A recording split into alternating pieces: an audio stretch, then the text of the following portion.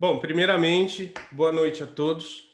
É um enorme prazer, vocês já sabem disso, a gente ter a oportunidade de ouvir o professor José Abdala Elaiel Neto. O professor, como é conhecido, o professor Elaiel, ele vem de um instituto da Itália, considerado, se não o melhor do mundo, um dos melhores do mundo, na área de física teórica. E a experiência do professor é muito grande com grupos de pesquisa de altíssimo nível, mundialmente falando. O professor Elaiel teve vários contatos com ganhadores de prêmio Nobel e ele aceitou muito cordialmente bater esse papo aqui com a gente. Sensível que é, ele não montou uma sequência de slides no Physics para que a gente aqui fique tentando descobrir o que são as equações. Ele vai aqui mais bater um papo conosco. Não é um diálogo entre mim e o professor, nós estamos aqui para ouvi-lo. E também todos vocês podem participar mandando dúvidas. Fiquem à vontade, mandem para mim aí no chat, que eu repasso para o professor. Bom, o professor Elaiel, como estava dizendo para a gente no início, além de físico, teórico e muito preocupado com a propagação e democratização da ciência no país, para mim, o maior que eu já conheci com essa preocupação no nosso país, ele também é da área de música.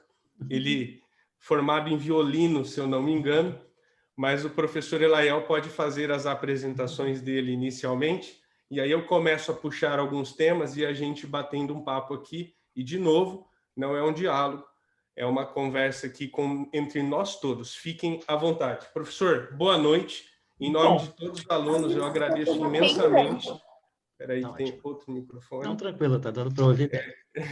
Eu agradeço imensamente, em meu nome, primeiramente, em nome dos meus alunos, para que eles possam ter acesso a um pesquisador do calibre do senhor. Porque muitos deles vão para a área médica, outros vão para a engenharia, mas para a física teórica, por enquanto, ninguém levantou a mão e disse: eu quero ser um físico teórico. Então, eu disse que essa oportunidade seria ímpar na vida de todos eles. Boa noite, professor. Então, fique à vontade para fazer sua apresentação. Alô, Gustavo, boa noite a você, boa noite a todos os teus pupilos, né? Todos os teus ex-pupilos que eventualmente estejam presentes e a todos os participantes em geral. Né? Poder falar de física, poder ter um discurso mais coloquial sobre física, desmistificar certas coisas, aproximar as pessoas da ciência em geral, do conhecimento, né? Não só da física, mas de todas as ciências, né? Das ciências sociais, das ciências humanas, das artes, das línguas, das ciências exatas, naturais, é sempre uma oportunidade que a gente tem que buscar e sempre usar, digamos, oportunamente essas possibilidades para poder aproximar as pessoas e, às vezes, quebrar certos mitos, né, que existem em torno da vida acadêmica. Então, eu queria dizer que eu agradeço muito o teu convite, eu aceito também muito em nome daquilo que você é. Eu conheço a tua trajetória, sei do teu entusiasmo, e mais do que entusiasmo, sei, assim, até mesmo da tua entrega, né, de viajar longas distâncias para dar aula, para poder motivar as pessoas, preparar estudantes. Então, acho que isso é uma coisa que eu respeito muito, né? O papel do professor, você é quase que um professor, aquele professor itinerante, né? Aquele professor das caravanas que se move grandes distâncias para poder atender os seus estudantes. Então, é com muito prazer que eu posso ter esse diálogo com você e com os teus estudantes também. Bom, vou colocar o seguinte, né? A gente às vezes pensa que para fazer física, né, a gente tem que ter um QI muito alto, tem sempre essa discussão. Parece que a física é um pouco a imperatriz das ciências, tem esse imperialismo contra o qual eu me bato. Eu me bato até dizendo por quê claramente a vocês, porque a última coisa que eu pensei que eu pudesse fazer na minha vida, francamente falando, era física. Não é retórica. Eu tinha um medo muito grande, porque eu sou de uma cidade do interior, uma cidade pequena, Nas cidades pequenas, falta muito esse tipo de incentivo à ciência natural, à ciência exata. A gente tem, por exemplo, os poetas da cidade, toda cidade do interior tem seus poetas, tem seus jornalistas, tem o famoso professor de história, o famoso professor de geografia, digo, professor ou professora, né? Mas, assim, aqui é ou o professor ou a professora de língua portuguesa, tem as pessoas chamadas cultas da cidade, e na minha cidade faltava muito a questão da ciência. Nós tínhamos apenas um professor de ciências que se batia muito pelo ensino de ciências, mas, sobretudo, muito voltado para a biologia. E ele, de uma certa maneira, nos incutia um pouco de medo das ciências ditas naturais, por exemplo, física e química. Ele dizia que era muito difícil e que tinha que ser muito inteligente. E aí a gente, no interior, não tendo muito estímulo, não tendo laboratórios, não tendo acesso a palestras, eu ficava com aquele medo. Falei, não, isso não. E quando eu vi aquela fotografia do Einstein, com a língua de fora, falando da relatividade, aquilo para mim era uma coisa assim, inatingível. Então, eu estou colocando isso porque muitas vezes as pessoas pensam que a física é reservada para um público muito seleto. Não é. Tudo que a gente queira fazer bem se torna um desafio. A física é um desafio, a teoria literária é um desafio, a sociologia é um desafio, a história, a geografia, a estatística, tudo. Todas as áreas do conhecimento, se elas forem bem feitas, forem aprofundadas, a gente encontra as suas dificuldades, os conflitos. Então, eu queria, antes de mais nada, dizer, inclusive, isso, porque você me apresentou como tendo uma formação de música, e tive na minha infância, né, numa cidade pequena. As pessoas que são de cidade pequena sabem a importância da igreja, o coro da igreja. Então, eu fazia parte do coro, do coral da igreja, do coral do meu colégio. E então, o estudo de música era uma grande, assim,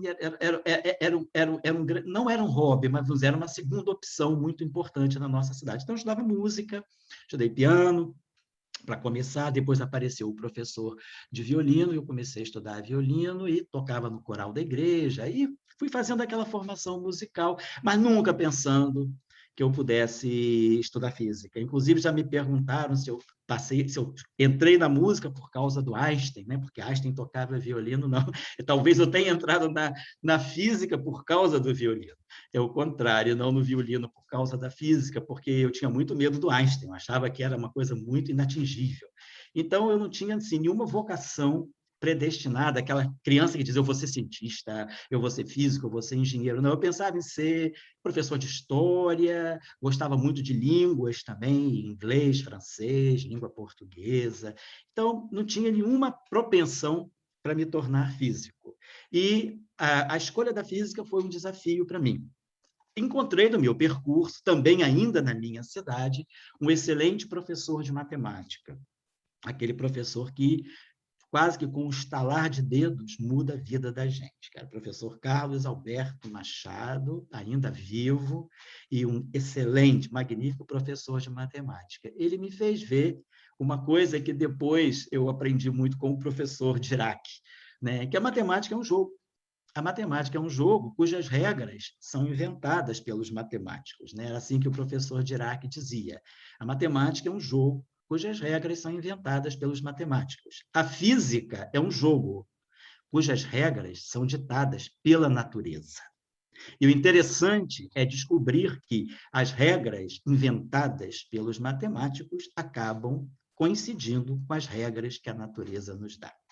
Então, eu achei, o professor Carlos Alberto Machado me jogou primeiro nas regras da matemática. Eu entendi que a matemática era um jogo.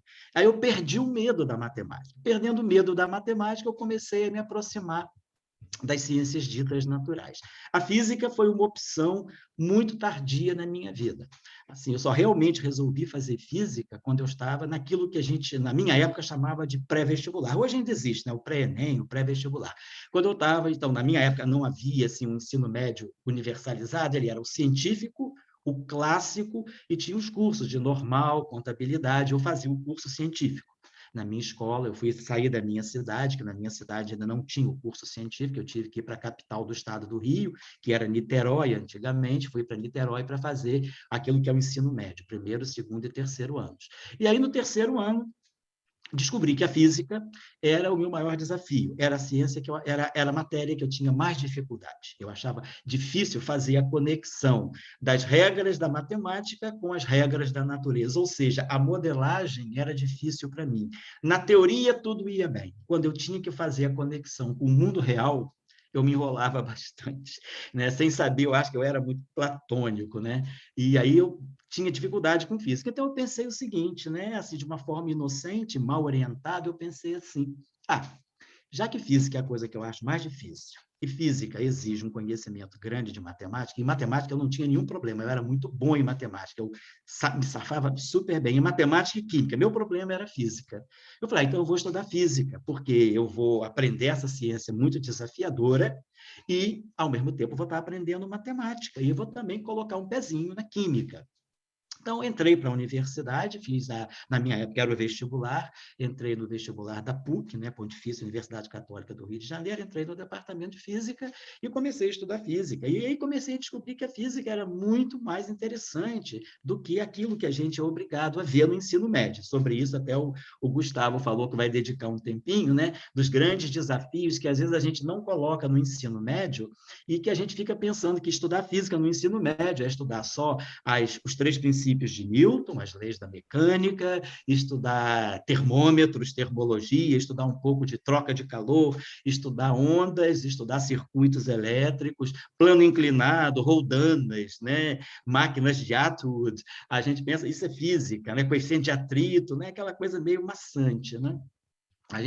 E quem me animou muito a fazer física, eu também tenho que dizer isso, eu acho que foi um importante momento da minha vida. A minha escola era uma escola muito aberta. Eu tive a grande oportunidade na vida de fazer o ensino médio numa escola que ia completamente contra o convencional. Era uma escola aberta, nós tínhamos um curso de horário integral, e em que nós estudávamos muitas disciplinas que não tinham nem a ver com a formação científica. Então, nós tínhamos aulas de filosofia, tínhamos aulas de música, tínhamos aulas até de artesanato também durante a tarde, algumas vezes, né, durante a semana. Então, o professor de filosofia, o professor Rezende, que era também professor da PUC, no Rio, ele lecionava nesse colégio de Niterói, onde eu estudava, Centro Educacional de Niterói, e nesse colégio ele nos dando filosofia, ele tinha uma mente muito aberta, fazia palestras muito avançadas para a época, nos fazia ver filmes muito polêmicos, né? Os filmes do neorrealismo italiano, Pierpaolo Pasolini, aqueles filmes considerados muito censurados, como Teorema, por exemplo, o Evangelho segundo São Mateus, do Pasolini. Então, ele era um passo à frente na nossa vida. E eu, do interior, de uma cidade extremamente disciplinar, vindo de um colégio onde a disciplina era muito sólida. Fui para um colégio desse, muito aberto, onde se discutia aborto. Eu entrei lá em 68, eu tinha 15 anos, eu sou de 1953, tenho 68 anos hoje. Então, eu, com 15 anos, vindo do interior, tendo palestras sobre aborto, tendo palestras sobre a discussão se havia a criação ou não, se era criação ou evolução. Meus professores, a maioria deles todos eles quase eram considerados aquilo que na época se chamava pelo golpe militar de subversivos. Eu tive professores, inclusive, que desapareceram, professores que apareceram mortos, né, depois de serem torturados. Então, eu tinha esse nível de professores. E eu vindo do interior, de uma escola assim, do interior, a formação religiosa, aquilo para mim foi um choque muito grande. E o professor Rezende, né, ele foi um grande choque positivo na minha vida, né? Então, ele me fez ver a importância da filosofia, a importância da discussão filosófica, inclusive para a física. E ele trouxe muito a questão dilemas da física quântica, como a questão da dualidade onda-partícula, a questão da quantização. Ele falava nisso numa época em que na física nós estudávamos algo muito árido, né? Que era aquela física, vamos dizer assim, convencional dos livros textos do ensino médio. E ele trazia para nós uma física que eu nunca imaginei que se discutisse em física, dualidade onda-partícula, se o elétron era uma onda, uma partícula, se o fóton era uma onda, a onda eletromagnética tinha um comportamento dual, radiação do corpo negro, relatividade, ele falava da relatividade do tempo. Então, aquilo foi me mostrando que a física tinha um aspecto filosófico muito rico. Foi o que mais me chamou a atenção para a física. Aí eu falei, bom, então física tem esse aspecto da discussão, das ideias, né? Das ideias baseadas em filosofia e até mesmo em metafísica. Mas o aspecto da matemática, eu falei, eu vou entrar nisso, né? Então, eu fiz o vestibular para física e entrei, e aí acabei descobrindo que física era muito interessante, muito mais interessante do que o ensino médio nos mostrava, e o nível de diálogo, né, o nível de diálogo que se tinha com outras disciplinas, por exemplo, hoje a física conversa com muitas outras disciplinas, mas na época a física já conversava com a biologia, já se tinha um avanço grande da biofísica, da física molecular, e também, né, ligada a aspectos de cosmologia, a astrofísica começava a se desenvolver. Em 1967 foram descobertos os pulsares, né, pela Jocelyn Bell e pelo orientador de doutorado dela. Então, aquilo tudo foi assim me trazendo muita certeza de que eu estava no curso certo. E aí inclusive eu entrei pensando, eu vou me dedicar mais à matemática, e acabei me dedicando mais à física, e aí segui a carreira, mestrado, doutorado, aí fui sair do mestrado da PUC, fui fazer o mestrado e o doutorado em Trieste, na Itália, onde eu fiquei por mais alguns anos para fazer pós-doutoramentos também. E nesse caminho, né, eu pude encontrar grandes professores, né? Um dos nossos diretores da escola, nosso professor, um dos construtores da teoria eletrofraca, né, que deu a ele o Prêmio Nobel de 1979, junto com Steven Weinberg e Sheldon Glashow. Aliás, o professor o Weinberg morreu faz 15 dias. Amanhã, inclusive, eu vou fazer uma live sobre a artigografia do professor Steven Weinberg. Então, foi Salam, Weinberg e Glashow que ganharam o Prêmio Nobel de 1979 pela teoria eletrofraca. Então, o meu curso de teoria eletrofraca foi feito com o professor Salam. O professor Salam era um grande apreciador, um grande seguidor do professor Paul Dirac. Então, ele nos levou, o professor Paul Dirac, a Trieste em várias ocasiões. A gente pudemos ter aula com ele, pudemos nos aconselhar com ele. Ele era uma pessoa muito fechada na dele, mas quando se ia ele, né, em busca de um conselho do mestre, isso nunca faltava. Professor Eugen Wigner também, que foi prêmio Nobel, tivemos aulas de teoria de grupo com o professor Wigner. Estou colocando isso por quê? Porque a minha trajetória em Trieste me colocou em contato, né, vamos dizer assim, rota de colisão com essas grandes estrelas. E o que eu percebi nessas grandes estrelas, que mudou muito a minha vida, foi o acesso a elas. Pessoas extremamente simples, pessoas abertas, encorajadoras dos jovens, sabe? Aquelas pessoas que acolhiam o jovem com muito carinho, né? Então, você se encontrar com uma pessoa como essas, né? E saber que ela vai te receber, que ela dedica uma parte do tempo dela de tarde para conversar com você, para te dar conselhos. E eu faço sempre o paralelo, às vezes eu coloco até para as pessoas com quem eu converso, né? O paralelo da música, né? Quando eu estudava música, né, fazendo o conservatório, tocando na orquestra, o nosso maestro sempre nos colocava muito claramente o sentido de cada peça, por que o autor escreveu aquela peça, quais eram os bastidores daquela peça. Então, eu sempre ficava muito assim, pensando na vida do autor ao fazer aquela peça. Então, eu pensava, como estudante de música, eu nunca vou ter a oportunidade de conversar com Mozart. Né? A gente tocava muitas sinfonias de Mozart, Haydn, né? Tocava Beethoven. Nunca vou conversar com Beethoven. Quando eu cheguei em Trieste, eu tive a oportunidade de conversar com o Dirac. Né? O Dirac não digo, talvez não seja o bar da música, né? O bar da música talvez seja Einstein, o bar da física, né?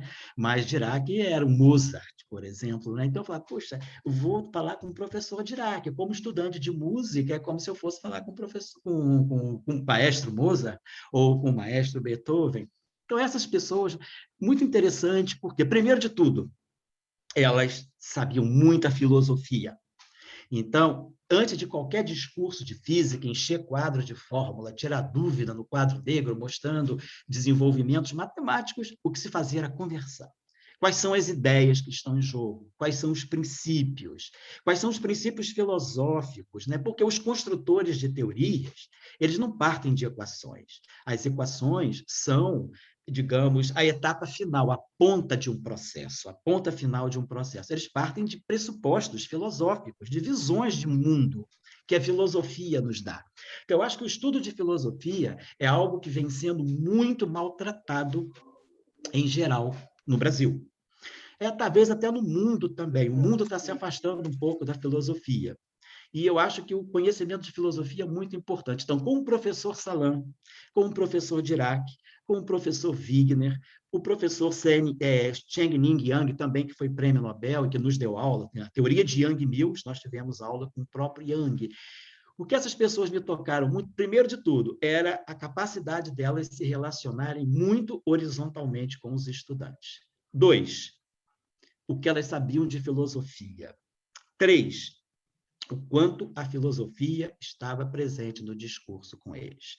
Então, isso foi muito importante, porque torna a física uma ciência mais próxima das pessoas, né? Porque se você, como o Gustavo falou no início, eu encho aqui slides de equações matemáticas, de símbolos que eu domino, né? Então, eu tenho aqueles símbolos, é um domínio que eu tenho, e às vezes aquele domínio pode se tornar uma forma de opressão para aqueles que simplesmente estão vendo símbolos, mas não sabem do que se trata. Então, a gente precisa ter diálogo, e o diálogo vem da filosofia. A filosofia é muito importante para a divulgação científica. A filosofia, ela, digamos, ela dilui o nosso discurso técnico, né? Nós continuamos a ter que falar de coisas técnicas de uma forma abordável. A filosofia nos enriquece com metáforas, com imagens, que às vezes uma imagem muito simples faz com que a gente entenda um conceito, nós mesmos da física. Às vezes, uma metáfora, ela nos faz compreender um conceito que, se nós formos aprender de uma forma muito técnica, se torna muito difícil. Então, eu acho importante chamar a atenção um pouco, né, para nós que assim que estamos falando com estudantes que às vezes têm medo de física, né? Eu não estou generalizando, mas vou dizer claramente da experiência que a gente tem, né? Eu, por exemplo, trabalho já faz 27 anos com pré-vestibulares sociais, né? Eu fui cofundador de um pré-vestibular social em 1994 e nele trabalho até hoje. Sou professor. Esse pré-vestibular hoje funciona, esse pré-ENEM, a gente chama de pré-universitário.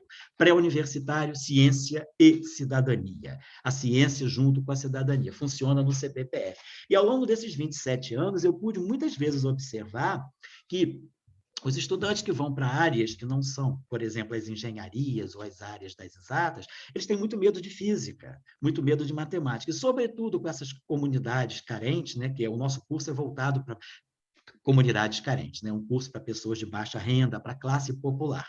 O curso é gratuito, né? O curso é gratuito e os professores também são todos voluntários. Então, o que a gente observa é que a física e a matemática são duas ciências são duas disciplinas muito excludentes no ensino médio de periferia.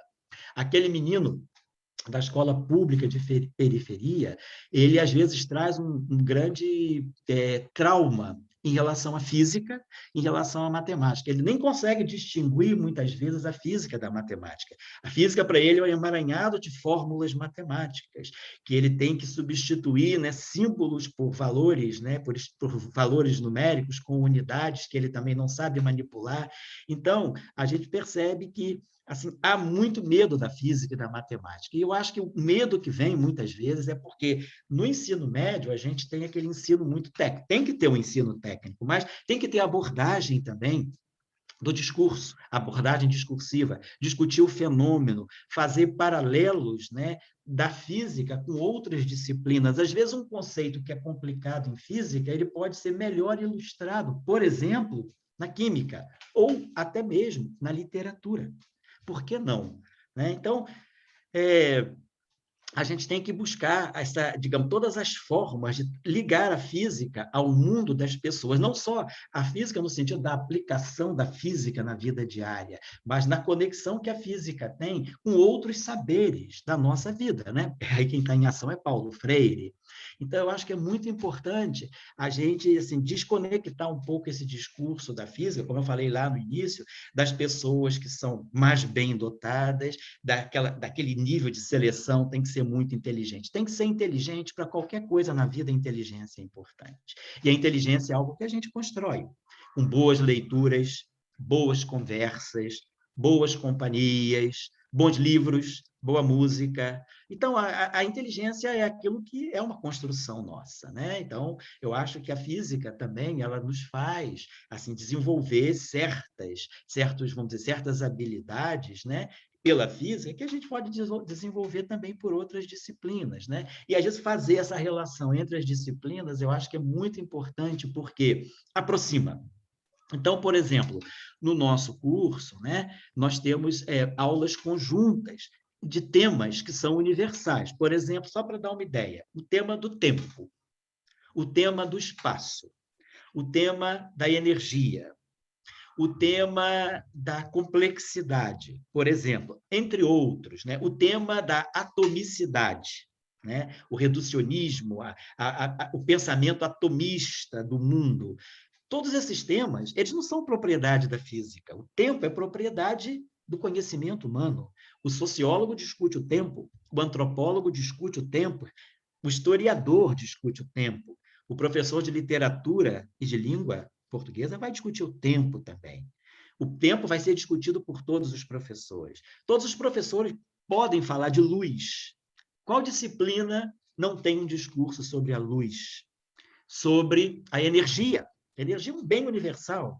Quem que não vai falar sobre energia? O economista vai falar sobre energia, o historiador vai falar sobre energia, o químico, o físico, o matemático, o filósofo, né? O professor de teologia, se for o caso. Então, todos nós temos que buscar, dentro dos nossos saberes, das nossas áreas, um discurso sobre temas que são universais, né? Às vezes a gente associa muito o tempo, né, à precisão ou à incerteza, a gente associa muito isso à física, à estatística. Não. Quem que não vai poder... O sociólogo vai falar sobre incerteza, a sociologia do progresso, né, a sustentabilidade, isso tudo são incertezas que o próprio progresso humano traz. Então, eu acho que é importante, às vezes, a gente sair um pouco da caixinha da física e colocar a física em parceria com outras disciplinas numa aula conjunta. Então, eu já dei várias aulas de física ao lado do professor de língua portuguesa, ou da professora. Eu digo no sentido masculino, mas é aquele masculino que hoje em dia é unissex, né? Então, aula junto com o professor de língua portuguesa, com o professor de biologia, dei várias aulas de física junto com ele, com o professor de química, modelo atômico, teoria atômica, modelo do átomo de Bohr. Então, a gente pode trabalhar, junto com o professor de história, a história das revoluções científicas, né? A primeira revolução industrial, a segunda revolução industrial, a revolução das teorias de cordas, tudo isso são revoluções que a gente pode discutir junto com o historiador. Então, eu acho que é importante a gente mostrar o quanto a física é uma ciência humanística, né? Ela é uma ciência dita da natureza, que faz um grande recurso, tá? Usa em grande recurso a matemática, mas ela é uma ciência humana, ela é uma ciência que modifica as nossas relações, né? A internet, as grandes descobertas da física, os avanços da física na medicina, isso tudo está modificando a vida do homem, o dia a dia do homem. Então, eu gosto muito de colocar a física nessa dimensão em que a física é uma ciência que se comunica com todas as demais. E no nosso curso, a gente também resolveu fundir a física com a matemática numa disciplina única. Os nossos estudantes não têm aula nem de física nem de matemática, eles têm aula de física matemática. A matemática vai sendo trabalhada à medida que os conceitos de física vão evoluindo e vão pedindo matemática. Então, a gente sempre começa discutindo as ideias, os conceitos, os princípios. E aí a matemática vai entrando para subsidiar essa relação, né, entre a observação e a teoria. Então, por exemplo, né, as aulas de mecânica, elas são fortemente ligadas ao ensino de funções, introdução ao cálculo. Ótica, por exemplo, a gente trabalha muito a geometria. Então, a geometria ela é deslocada para as aulas de ótica. A trigonometria é deslocada para as aulas sobre fenômenos ondulatórios, né? E também a álgebra, né? E a própria análise matemática, elas estão na mecânica e também no estudo da eletricidade e do magnetismo, onde a gente precisa introduzir a noção de vetores, né? Onde a gente precisa introduzir a noção de campo, né? Propagação de ondas. Então, a gente entendeu que juntar física à matemática melhora muito o discurso, porque não é a matemática que vai ser aplicada na física, é a matemática que é uma linguagem da física. Não. Segundo o professor Paul Dirac, a matemática é um instrumento de observação da natureza, né? A matemática, ela tem na física o mesmo papel que um detector, que um telescópio, que um acelerador. A matemática é uma forma de você fazer incursões na natureza, seja na escala extrema, que na escala ínfima, onde os aparelhos não podem te levar. Então, por exemplo, muitas das grandes previsões da física do século XX, elas foram feitas com base em raciocínio matemático. Conceitos abstratos, como o conceito de simetria, por exemplo. Foram feitas previsões de muitas partículas. O próprio professor Dirac, o prêmio Nobel dele de 1933, foi pelo trabalho dele de 1931 sobre a previsão de existência da antimatéria. Ele prevê a existência da antimatéria e prevê a existência dos monopolos magnéticos em 1931 por argumentação matemática teórica baseada no conceito de simetria em cima da teoria que ele usa, na teoria que ele cria, unificando a relatividade especial com a mecânica quântica, que eram duas teorias que caminhavam paralelamente. Ele funde as duas numa única, que é a mecânica quântica relativística, e consegue perceber muitos aspectos da natureza que até então não haviam sido revelados nem pelos experimentos, nem pelas observações empíricas. Ele cria o conceito de vácuo quântico, que é um conceito que ele cria em 1929, a partir do trabalho dele de 1928, e em 1931 ele prevê novas formas de matéria. Ele prevê a antimatéria, que aparece, né? E prevê também os monopolos magnéticos, que hoje ainda são muito discutidos. Então, essa fusão da física com a matemática, que o professor Dirac dizia que justamente a matemática é uma forma de você fazer física em que você prevê resultados de experimentos que ainda não foram realizados, mas que a matemática, então, induz esse processo, que esses experimentos acabam sendo realizados anos depois e as descobertas podem ou não confirmar a sua teoria, né? O bóson de Higgs foi previsto em 1964. A sua descoberta só foi anunciada em 2012, 48 anos depois. As ondas de gravidade, os buracos negros, previstos pela teoria de Einstein, né? A teoria de 1915, relatividade geral, mas a previsão de ondas de gravidade e a previsão de buracos negros é de 1916. Quando as descobertas foram anunciadas e confirmadas? 2016, 100 anos depois. Triunfo de quê? Triunfo desse aspecto matemático que está implícito na natureza. Então, essas pessoas eram realmente platônicas, pitagóricas, né? Epicuristas, né? Porque elas percebiam que a natureza, os números estão na natureza. Então, se nós decifrarmos a matemática, e aí, como Dirac dizia, se as regras da matemática forem bem inventadas, se essa matemática for bem inventada, essa matemática acaba sendo redescoberta na natureza através da física. Então, eu acho que no nosso curso, nós trabalhamos um pouco essa dimensão com o nosso estudante carente, que vem muito maltratado, não por culpa dos professores do ensino médio, mas por culpa de um sistema que não dá a mínima proteção ao professor do ensino médio, que obriga aquele professor a ter 2, 3 matrículas, assim, a não trabalhar, mas a se virar. A vida do professor é se virar. Ele não tem um plano de carreira digno. Então, a gente não pode esperar que ele possa dar aquele tratamento. Aquele menino de periferia, ele vê o professor como um cometa. O professor entra em sala, vira as costas para ele, enche o quadro de fórmulas de física e vai embora.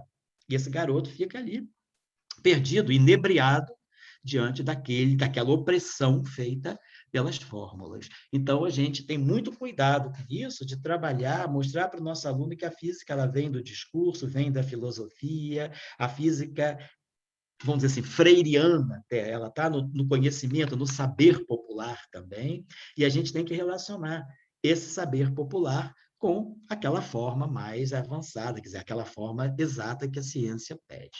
Então, Gustavo, já são 40 minutos que eu estou aqui falando, assim, acredito que com essa fala de 40 minutos deu para ver um pouquinho qual é a minha vibe, né? A minha vibe é física, sim, mas física aliada às demais disciplinas, física acessível, física para o cientista, para o estudante, né, para o estudante especializado, mas física para o cidadão. Eu tenho uma série de palestras, né, no site do Professor Global, em que a mesma palestra que eu faço para o mundo acadêmico, eu depois refaço para o mundo do cidadão. Então, nós temos as palestras que eu chamo de palestras acadêmicas, e depois eu pego essas mesmas palestras, por exemplo, sobre simetrias na natureza. Tem uma palestra, eu fiz uma série de 6 palestras para os estudantes de física, de matemática, estudantes de graduação. Depois eu translado essas palestras para o cidadão saber o que é simetria, o cidadão saber a importância da simetria na descoberta de muitas, né, das partículas físicas e na compreensão de muitos sistemas físicos que são importantes no mundo de hoje. Então, é sempre importante a gente buscar, né, o discurso da física, trazer para o cidadão, porque, afinal de contas, quem faz física, em geral, é bancado pelo Estado. Né? O curso de física, dificilmente a gente paga para estudar física. Né? Física a gente faz em universidade pública. Né, física a gente faz, ou faz em universidade particular com bolsa, porque dificilmente, inclusive o público da física não é um público de classe média alta, né? A física é um curso, vamos dizer, de classe média, de classe popular. Então, não é um curso como, assim, o acesso, né, como medicina, né, em que as pessoas às vezes já vêm de uma classe mais alta, tem escolas melhores, né? Às vezes já vão ser médicos porque já tem médicos na família, a tradição. A física não. A física, muitas vezes, é um curso em que quem está fazendo aquele curso é o primeiro da família. Né? Dificilmente a gente tem um físico que é filho de outro físico. Existe, claro, físico, irmão de físico, filho de física, filho de físico fazendo física, mas não é a regra. A nossa regra é que, em geral, nós somos os primeiros da família a fazer esse curso. Então, é um curso assim que é um curso que é bancado pelo Estado. Nós vivemos de bolsas, nós fazemos mestrado com bolsa, doutorado com bolsa, pós-doutorado com bolsa. E quando fazemos um concurso, geralmente concurso para a universidade pública, onde a gente é pago pelo Estado. Então, toda a nossa física, toda a nossa formação, todo o nosso patrimônio cultural e intelectual é do domínio do Estado. Nós somos fruto do Estado. Então, nós temos que retornar minimamente para o Estado. Eu não posso agora me apropriar desse bem público e fazer desse bem público que foi investido em mim ao longo de quê? Praticamente de 12 anos. Nós temos 4 anos de graduação, 2 anos de mestrado, 4 anos de doutorado e, no mínimo, 2 anos de pós-doutorado. Então, a gente tem um kit, né, de 12 anos, né, um conservatório. Eu sempre digo, fazer física é igual ao conservatório, são 10, 11 anos, né, de fazendo música, e violino, piano, por exemplo, são 10, 11 anos, e física são 12 anos, para chegar até o pós-doutorado. E tudo isso é investimento do Estado. Então, a gente tem que se comunicar com a sociedade tem que saber o que nós estamos fazendo. Nós somos servidores públicos, em geral, os físicos, em geral, são servidores públicos, ou como é o caso meu, sou servidor público via centro de pesquisa. Tenho colegas físicos que são servidores públicos via universidades públicas. Então, a gente tem essa obrigação também de prestar contas à sociedade, compartilhar com a sociedade aquilo, né, que humildemente a gente acha que aprendeu ao longo da vida. Então, eu acho muito importante, né, trazer esse aspecto cidadão da física e celebrar, nesse ano de 2021, os 100 anos de Paulo Freire. Né? Paulo Freire nasceu no dia 19 de setembro de 1921. Então, nós teremos 100 anos de Paulo Freire no dia 19 de setembro. E esse Paulo Freire, né, que nos mostrou, né, a importância justamente do saber popular. Né? Sempre as pessoas sabem alguma coisa e elas não sabem que sabem. E, às vezes, a escola não as deixa ver que elas sabem. Então, eu acho que Paulo Freire é muito importante nesse sentido. Ele trabalha no sentido de mostrar a luz, né, que o ser humano tem, não importa de onde ele venha. Então, Gustavo, eu fico por aqui e me disponho, né, nesses 20 minutos que faltam, né, para não cansar muito vocês, não estou aqui para responder nada, que, como vocês viram, eu não ensinei nada a ninguém. Eu estou aqui para trocar ideias, né, e, às vezes, ajudar a desmistificar um pouco. Porque uma coisa que me preocupa muito em física é, às vezes, as pessoas terem medo da física sem saber por quê. E achar que física não é para elas porque é muito difícil. Não é isso. Tudo que se faz bem é difícil. Eu estudei música, estudar música também. Se você quiser tocar bem, é difícil. Física é difícil, sociologia é difícil, literatura é difícil, história é difícil, geografia é difícil. Para se fazer bem, nada é fácil. Para se fazer bem, inclusive cozinhar também é difícil. Então, um abraço a todos aí, estou à disposição do Gustavo e dos seus colegas participantes dessa nossa discussão. Obrigado, Retorno ao professor. Gustavo. Obrigado. Bom, antes de mais nada, só falando para os alunos e para o professor também, evidente, a gente verifica que essa ideia do professor de unir a física com a matemática, que ele já tem nesse curso popular no Rio de Janeiro desde os anos 90, esse curso, é alguma coisa muito alinhada com o que é o projeto de ensino do Brasil hoje. Então, como eu disse a vocês, o professor Elaiel, ele tem uma preocupação muito grande com a democratização do ensino de ciências exatas, e isso ficou muito claro aqui, e também a não desconectar das humanidades. Isso ficou claro, eu não preciso perguntar nada sobre isso. Tem várias perguntas, professor, mas eu já vou dar um recado aos alunos. Como o professor disse, ele constrói palestras para o mundo acadêmico e para nós, para a gente conseguir entender. Nós, da sociedade em geral, conseguir entender que não entendemos tão bem física e matemática.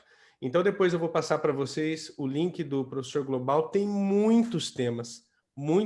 Eu já vi vários cursos inteiros do professor no CBPF. É fantástico, tá? Então, tem alguns pontos aqui, professor, muito rapidamente, porque o tempo do senhor eu sei que é sempre muito curto. Não, né? Nada. Tem uma pergunta aqui que fala assim, como que pode haver um monopólio magnético? Se até hoje não consigo separar o norte do sul, porque qualquer livro didático do ensino médio, professor, está escrito isso. O norte nunca separa do sul, ou seja, não há monopólios magnéticos no universo. São 4 questões de física, então, só para o senhor ter ideia da dimensão do tempo por causa do seu horário mesmo. Não, tá, então, são 4 questões de física, né? Tá. E depois, a outra pergunta é sobre a simetria. É uma pergunta meio extensa, eu vou dar uma resumida. Tá certo. A simetria do universo quer dizer, então, que sempre que eu tenho uma partícula, eu tenho que ter uma oposta a ela. Faltam muitas para serem descobertas? Dá para prever isso? Ótimo, boa pergunta. O que é a física além do modelo padrão? Física tá além certo. do modelo padrão. Além do modelo padrão. Estou anotando aqui, tá ótimo. Isso. E aí estavam falando também, inclusive, perguntando sobre buraco negro, alguma coisa assim que está em desenvolvimento sobre buraco negro. Estou anotando inclusive, aqui. O senhor teve acesso a Penrose, que é o Nobel do último ano. Né? Isso. Tá certo. Tive aulas com ele também sobre o buraco negro. Que é o professor aprendeu o buraco negro com Penrose, Nobel, teoria de Dirac, com Dirac e assim por diante. Então, tem mais perguntas, gente, mas não dá tempo para o professor responder tudo, mas depois eu vou passar os links para ele, tá bom? A discussão seria magnífica, vocês estão percebendo como ele toca uma reunião, uma conversa. E aí, por fim, professor, para a gente já finalizar e não estendermos muito, quais são as tendências da física em sua opinião, professor? O que o senhor acha assim, eu quero ser físico ou eu quero estudar um pouquinho de física no futuro, para onde a física está indo? Né?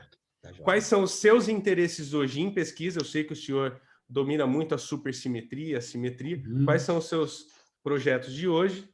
E a física no Brasil? Tanto no ensino médio, o senhor já falou bastante sobre isso, mas a física no Brasil, o senhor vê um crescimento ou que ela está se desfazendo ou estagnada? Essas são todas para o senhor não ficar muito aqui. Então, tá. Eu anotei aqui algumas, essas últimas, se eu esquecer de abordar, você me chama a atenção, por gentileza. Então, monopolos, né? Separar o norte do sul. Nós temos, quer dizer, a nossa concepção de magnetismo é muita concepção maxwelliana, em que nós temos o campo, digamos, os campos elétricos gerados por cargas, por exemplo, né, e de polos também, e os campos magnéticos gerados por dipolos magnéticos, por correntes. Entretanto, né, nós estamos buscando novas formas de matéria, que era o que o Dirac procurava. E uma coisa aqui interessante que o Dirac colocava, e que deu certo, né, é que aquilo que nós observamos, aquelas partículas que nós vemos e que acabamos descobrindo, né? Vamos nos colocar no tempo de Dirac, quando ele começou mesmo a aparecer na comunidade física, em 1925, que ele ajuda a lançar a mecânica quântica. Havia 3 partículas na física apenas. Havia o elétron, que tinha sido descoberto em 1897, mas que havia sido previsto teoricamente por argumentações filosóficas. Um físico irlandês chamado George Stoney, em 1864, 33 anos antes da descoberta do elétron, ele era um atomista, ele dizia, deve haver um átomo de carga. Você sabia o que era carga elétrica? Nós estamos na época maxwelliana, 1860, 1870. Então, se conhecia o campo elétrico, se conhecia o campo magnético, as equações de Maxwell já haviam sido lançadas em 1865, 66, e o George Stoney diz, mas a carga, né? Quer dizer, fala-se de uma carga, um volume, uma carga volumétrica, uma carga superficial. Mas será que existe uma unidade mínima de carga? Então, ele achava que sim, que houvesse um átomo de eletricidade. E esse átomo de eletricidade aparece em 1897 nas experiências dos raios catódicos. E aí se identifica a primeira partícula elementar, o elétron. Então, é quando nasce a física de partículas. Depois, 1911, Rutherford descobre o núcleo atômico, uma carga positiva localizada no átomo. Agora, haveria uma unidade dessa carga positiva, e aí, em 1919, 8 anos depois, o próprio Rutherford descobre o próton. Então, nós temos o elétron, o próton. Em 1923, já a partir das ideias de Planck, de Einstein, né, sobre o quantum de luz, Arthur Compton, fazendo os seus experimentos da interação da luz com a matéria, ele chega ao conceito de fóton, ou seja, existe a partícula de luz. O quantum de luz, o quantum de energia de Planck, o quantum de energia do Einstein, do efeito fotoelétrico, acabam sendo uma nova partícula, né? Então, vamos dizer, é o fóton. Então, Dirac, ele entra em 1925, 26, iniciando a mecânica quântica com 3 partículas conhecidas, o elétron, o próton e o fóton. E ele dizia, isso é apenas a ponta de um processo. Se essas partículas existem, devem existir outras partículas, elas devem ser aquilo que nós estamos vendo. Vamos dizer,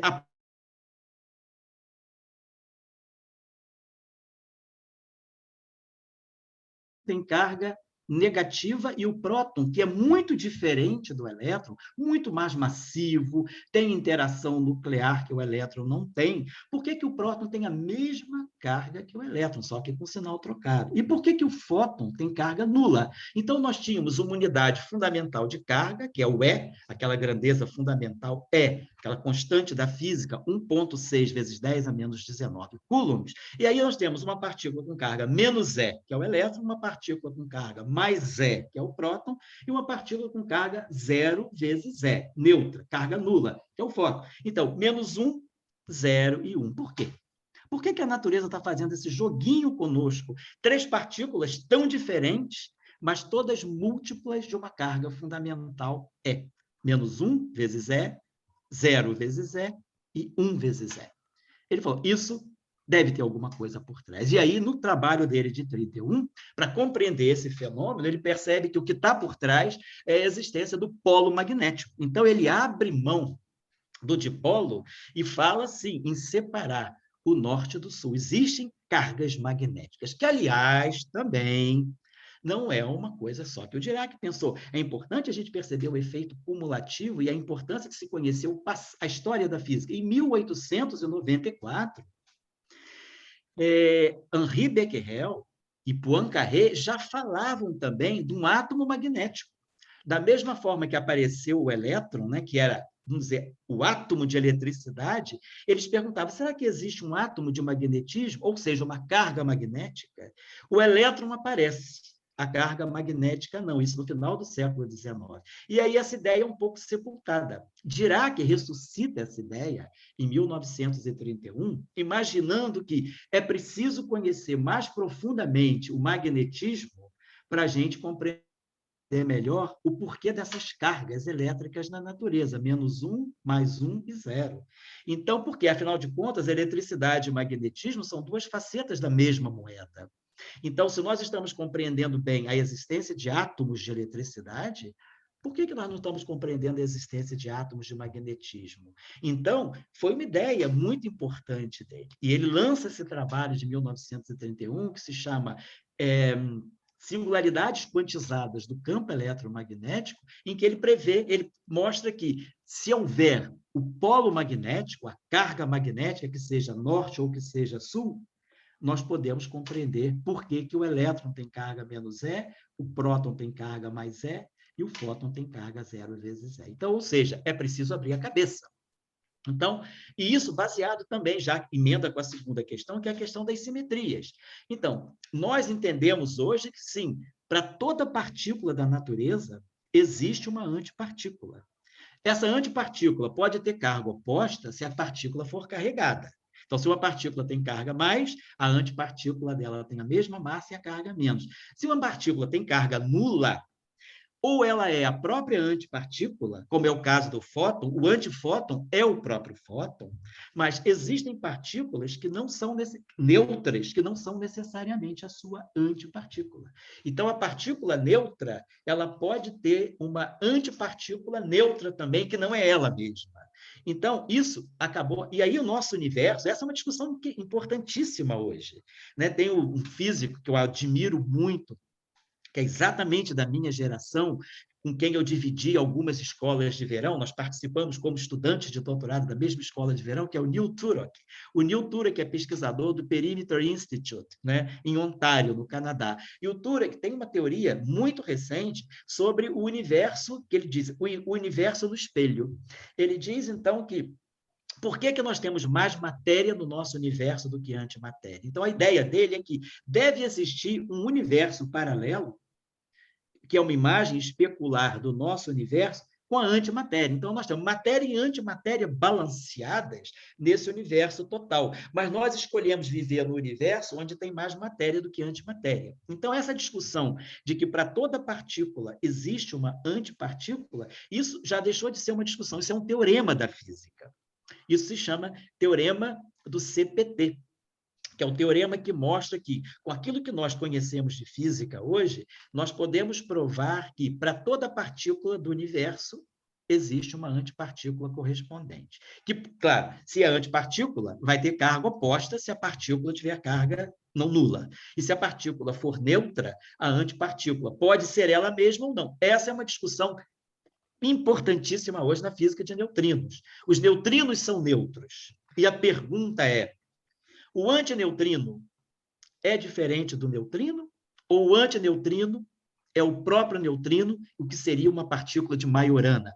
A física de neutrinos está avançando muito, mas ainda não fechou essa ideia. Há um consenso de que talvez os neutrinos sejam partículas de Majorana, ou seja, neutrino e antineutrino são a mesma coisa, mas isso não está fechado. No modelo padrão, me perguntaram sobre física além do modelo padrão, por exemplo, a discussão da física de neutrinos é uma física além do modelo padrão. E no modelo padrão, nós tratamos os neutrinos como sendo diferentes dos antineutrinos. O neutrino é neutro, o antineutrino é neutro, mas o neutrino não é o próprio antineutrino, apesar dele ser neutro. O neutrino é uma coisa, o antineutrino é outra coisa. Ambos pertencem à categoria dos neutrinos. Ambos são neutros, mas por ser neutro, ele não é a própria antipartícula. Isso é o que diz o modelo padrão, mas é questionado. Física, além do modelo padrão, também nega isso, pode negar isso. Você pode fazer uma física além do modelo padrão, em que você trabalha o neutrino como sendo o próprio antineutrino. São os chamados neutrinos de Majorana, que é uma busca importantíssima da física hoje. Então, isso é física, além do modelo padrão também. Então, eu acho que eu, digamos, de uma maneira assim, meio rápida, consegui unir um pouco a ideia dos monopolos, né? Por que separar norte do sul? Por que não? Essa que é a pergunta em física também. Por que não? Dirac separou. E se ele separou porque Dirac era um epicurista, Dirac era um atomista. Ele percebia que na natureza, a natureza é feita de átomos fundamentais de tudo. Para tudo existe uma grandeza fundamental. Ele fala, se tem uma carga fundamental, uma carga elétrica fundamental, por que a natureza vai quebrar essa simetria e não vai ter uma carga magnética fundamental? Essa é uma questão filosófica, é isso que eu estava dizendo. Né? Ele pensou filosoficamente, o mundo é simétrico, né? Ele acreditava muito na importância, Dirac era um esteta da física. Se vocês querem conhecer o Michelangelo da física é Dirac. Ele dizia, a beleza é fundamental na física. As teorias físicas têm que ter uma estética muito bonita, tem que ter uma estética muito definida, e as teorias físicas têm que satisfazer o critério da beleza. Ele nunca negou a importância da beleza nas teorias físicas. Eu me lembro que quando eu era estudante, e a gente estava teve umas aulas com o professor Dirac, as aulas dele não eram técnicas, mas aí a gente foi estudar algumas coisas técnicas relacionadas a monopólios. Eu, um colega indiano e um colega grego. Então, fomos os três lá, né, querendo falar com o Dirac, né, querendo o tempo todo, se pudesse, coitadinho, encher o vovô, a gente enchia o vovô. E a mulher dele gostava muito, a senhora Margit. Ele, como Dirac era muito quietinho, ela ficava muito feliz quando a gente ia procurar por ele, porque obrigava ele a falar. Ele era considerado meio autista, mas não era, não. Ele falava de física. Se você chegasse a ele, ele te atendia. Então, nós íamos falar com ele, aí ela comprava umas coisinhas para a gente comer, dava biscoitinho, iogurte, feliz da vida, porque a gente estava lá falando com o vovô. E aí a gente foi levar ele umas coisas que a gente desenvolveu lá na biblioteca, vamos estudar, vamos perguntar ao professor Dirac. Ele olhou para as nossas coisas e falou, para, isso está muito feio. Vocês nunca vão chegar a nada com esse monte de equações horrorosas.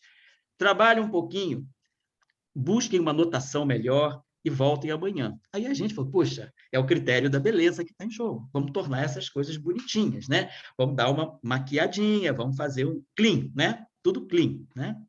E aí a gente chegou lá e mostrou para ele as coisas mais definidas, e aí deu uma discussão conosco, mostrou que o caminho que a gente estava seguindo estava errado, que a gente devia buscar um outro caminho, que foi muito frutífero, né? Eu, às vezes, brinco também, para desmistificar um pouco, além de dizer que Dirac é o Michelangelo, o Da Vinci da física, né, no que diz respeito à busca da estética, eu digo que Dirac é a Coco Chanel da física também. Por que Coco Chanel? Porque, né, a Gabrielle Chanel, né, a Mademoiselle Chanel, ela era famosa na moda por ela dizer o seguinte, a elegância está na simplicidade. Quanto mais você tira, mais você se torna elegante. Então, ela liberou a mulher. Né? Na década de 20, ela tirou aquelas botas espartilho, aquele monte de roupa pesada que a mulher usava, ela botou a mulher de calça comprida. Ela botou a mulher com corte Chanel, a mulher tirou o coque e passou a ter o cortezinho Chanel. Chanel é importante até hoje. Por que ela revolucionou a moda? Porque ela simplificou. Ela disse, a estética está na simplicidade, que é exatamente o que o Dirac dizia. A beleza está na simplicidade. A teoria tem que ser simples, princípios muito fundamentais, um número mínimo de parâmetros, aquela estética, né, da simplicidade. Então, essa era um pouco a busca do Dirac. E baseado nessa estética da simplicidade e na estética de que o universo é perfeito. Se tem carga elétrica, deve ter carga magnética. E ele, baseado nisso, ele chegou à conclusão da existência de monopólios magnéticos. E aí, como o Gustavo falou, hoje, no ensino médio, até mesmo na universidade, ninguém diz que existe carga, ninguém diz que existe monopólio magnético. Mas os monopólios magnéticos foram descobertos na física de matéria condensada. Não o monopólio magnético de Dirac, que é uma partícula elementar. O monopólio magnético de Dirac é uma partícula como se fosse o elétron. Não é esse. O monopólio existem configurações de monopólios magnéticos, campos magnéticos com divergência não nula, com fluxo de linhas magnéticas, em materiais chamados gelos de spin. Então, nos gelos de spin, nós temos estruturas que são monopólios magnéticos compostos, não são monopólios magnéticos elementares, são monopólios magnéticos complexos, mas foram descobertos em 2009. Em 2013, foi medida a primeira corrente de monopólios magnéticos. Então, é muito perigoso a gente dizer não existem monopólios magnéticos. Não existem monopólios magnéticos na categoria de partículas elementares, mas já foram descobertos monopólios magnéticos como estruturas complexas na física de matéria condensada, num material chamado gelo de spin. E agora, no CERN, se está buscando outras categorias de monopólios magnéticos complexos também, mas monopólios magnéticos magnéticos formados por campos, inclusive pelo campo de Higgs. O campo de Higgs ele pode se articular com outros campos e formar monopolos magnéticos, que não são magnéticos, monopolos elementares, mas que são monopolos com estrutura. Então, é importante a gente dizer, existem monopolos magnéticos, mas não no sentido de que é uma partícula elementar. Mas existem, sim, configurações chamadas de gelos de spin. Nós temos, inclusive, no Brasil, um grupo muito competente trabalhando com isso na Universidade Federal de Viçosa. Na UFV, o grupo de lá é um grupo respeitado internacionalmente pelos trabalhos que vem fazendo sobre monopolos magnéticos em gelos de spin. Então, física além do modelo padrão. Monopolos magnéticos é uma física além do modelo padrão. Física além do modelo padrão. Neutrinos, massas de neutrinos, se o neutrino é majorana ou não, se o neutrino é a própria antipartícula ou não. Então, a física de neutrinos é uma superfísica além do modelo padrão. Outra física além do modelo padrão, a busca de partículas supersimétricas. Outra física além do modelo padrão, o aspecto quântico do campo gravitacional. A gravidade quântica é uma física além do modelo padrão. E, para finalizar, sobre buracos negros. O que há de atual em buracos negros? Bom, hoje em dia nós temos várias categorias de buracos negros que foram recentemente descobertos. Buracos negros supermassivos, né? Não só buracos negros estelares, mas agora buracos negros supermassivos e buracos negros que podem ser chamados aqueles buracos negros cósmicos ou buracos negros primordiais. Buracos negros mínimos que podem, inclusive, se formar em aceleradores de partículas, no LHC. Só que são buracos negros que vivem um tempo muito curto. Eles não têm tempo de evoluir, se falar como se falava há alguns anos, talvez o buraco negro que vai se formar no LHC vai devorar a própria Terra. Não, são chamados buracos negros microscópicos. Então, existe uma física muito rica agora em cima de buracos negros. Inclusive, fazendo propaganda dos colegas da Universidade Federal do Espírito Santo, eles têm uma publicação lá excelente, chamada Cadernos de Astronomia.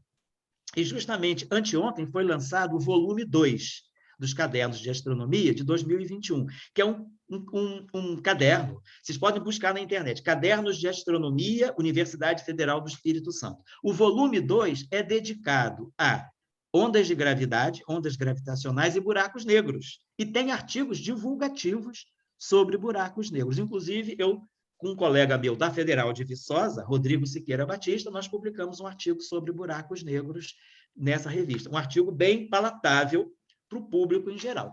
Então, a física de buracos negros é uma física muito importante, não só do ponto de vista da cosmologia e da astrofísica, mas ela envolve física de partículas também. Buracos negros primordiais, buracos negros cósmicos, buracos negros microscópicos, né? E as tendências da física agora são múltiplas, né? A física está se unindo a várias ciências. Nós temos a biofísica já há muito tempo, mas temos a econofísica, que é física, métodos matemáticos da física aplicados à economia. Tem toda uma discussão riquíssima de física em economia, movimento browniano na economia, para discutir preços, tendências do mercado.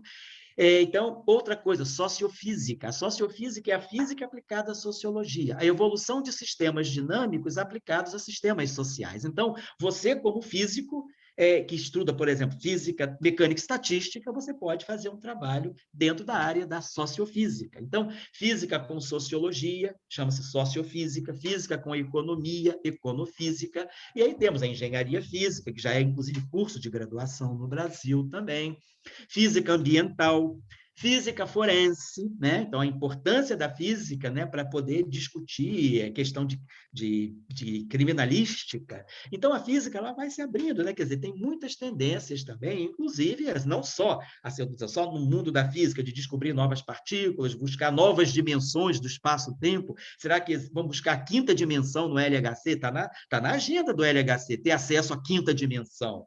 Mas não estou falando só das tendências da física dentro do mundo, da caixinha da física. As tendências da física também ligadas a outras áreas do conhecimento. Então, acho que é muito importante a física da informação, né? O problema da computação quântica, informação quântica, tudo isso, então, é a física que está se abrindo para o mundo, para o cidadão. Então, física para todos, né? No ano do Paulo Freire, a gente deve dizer física para todos. Gustavo. Eu espero ter atendido vocês. Estou disposto, se você precisar do segundo round, conte comigo. A gente está aqui para aproximar a física dos jovens, do cidadão em geral. Maravilha, professor, maravilha. Se o senhor permitir só a última que faltou, quais são os seus interesses em física teórica hoje, do senhor mesmo? Olha, francamente, meus interesses hoje, a gente vai ficando assim mais velho e vai buscando a simplicidade, né? A gente sabe, quando a gente é jovem, a gente gosta muito de Spielberg, aquelas coisas, efeitos especiais, quanto mais complicado, melhor. Quando a gente vai ficando velho, a gente gosta das coisas mais simples, né? Uma comida bem simples, bem natureba, né? Aquela coisa mais limpa possível. E na física eu também estou ficando assim, buscando ingredientes muito genuínos. Eu estou muito interessado hoje em voltar para o eletromagnetismo e buscar, inclusive com o Gustavo Doreto, com o mestre de vocês aí, nós estamos fazendo parceria, buscar aspectos não lineares, novos regimes do campo eletromagnético, novas visões eletromagnéticas, até mesmo em honra ao professor Dirac. Porque o professor Dirac passou a vida dele completamente, né? Ele, assim, na física, ele entrou em 1923, aos 21. Aliás, amanhã, 8 de agosto, é o dia do aniversário do professor Dirac. Ele nasceu em 8 de agosto de 1902. Ele estaria fazendo 119 aninhos hoje. Mas ele começou para a física em 1923. Aos 21 anos, começou o doutorado dele na Universidade de Cambridge, na Inglaterra, né? E aí ele passou a vida dele, a vida toda de trabalho dele, de 1923 a 1984, 51 anos, tentando entender o elétron. Dirac não abriu mão. A vida dele foi o elétron. Né? Se tem uma partícula que tem o nome do Dirac, é o elétron. E foi quem mais deu contribuições sobre o elétron e buscou. E o próprio monopólio. Em 1981, nos 50 anos dos monopólios magnéticos, eu estava no doutorado, o professor Salom organizou o encontro dos 50 anos do monopólio magnético. E o professor Dirac era a grande estrela. Não foi. Não foi por quê? Ele falou: está fazendo frio na Europa, o encontro foi uma semana antes do Natal, estava frio, ele morava já na Flórida nessa época, ele falou: olha, não vou trocar o meu solzinho da Flórida para ir para um evento que está comemorando 50 anos de uma partícula que ainda não apareceu. Apesar de ser a partícula dele, ele falou: não, fico por aqui, mas mandou uma carta muito gentil e foi um encontro lindíssimo, né? Mas Dirac passou 51 anos da carreira científica dele, produziu cerca de 200 e poucos trabalhos, e se a gente olhar a arqueologafia do Dirac, a gente pode dizer, é o homem chamado elétron. Ele tentou compreender o elétron e a eletrodinâmica. Então, Gustavo, as tendências, eu estou com o Gustavo, os meus interesses hoje estão muito ligados aos interesses do Gustavo. A gente está fazendo alguma coisa junta hoje. Gustavo, professor, muito obrigado. Eu nunca me sinto saciado de ouvi-lo, e acredito que os alunos também ficaram apaixonados pela conversa que o senhor teve aqui. Muito obrigado mesmo. Obrigado. Muito obrigado em nome de todos os alunos. Eles estão agradecendo no chat. Tá, muito Não sei obrigado. se o senhor está vendo aí, eles estão agradecendo. Estou vendo sim, agora estou vendo. Muito obrigado pela conversa, professores. Topíssimo. Estamos aí. Top sim, top sim. Eles ficaram muito felizes e eu agradeço mais uma vez, senhor, e vamos nos falando com relação às pesquisas. Vamos falando muito, com vocês. muito obrigado, professor. E com todos, sucesso a todos esses jovens aí, sucesso nas suas carreiras, em seus projetos de vida. Muito sucesso. E trabalhe bastante, vocês têm muito a fazer pelo Brasil. O Brasil precisa de pessoas envolvidas profundamente com o conhecimento e trazer esse conhecimento, compartilhar franciscanamente, compartilhar o conhecimento. Um abraço, Gustavo, saúde a todos. Um abraço, professor. Fiquem com Deus. Saúde para o neném. Obrigado. Tchau aí. Tchau, tchau. Obrigado.